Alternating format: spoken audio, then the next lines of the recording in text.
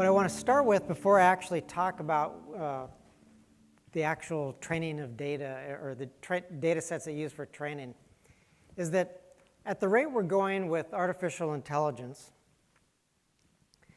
in just a few years, it's going to be really simple to debug your code in your software.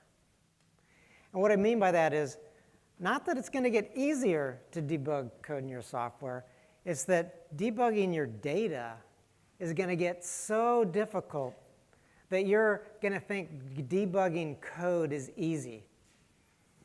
And so I've got a lot of good examples to show you. And before I show you any of the examples, I want to stress that every picture that I'm showing is a real natural photograph. None of them have been doctored. None of them have been generated with some adversarial network or something like that. So here's what I'm going to do. I'm going to sort of do some introductory material.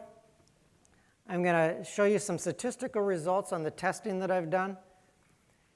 And I'm going to show you some guidelines for good data set construction.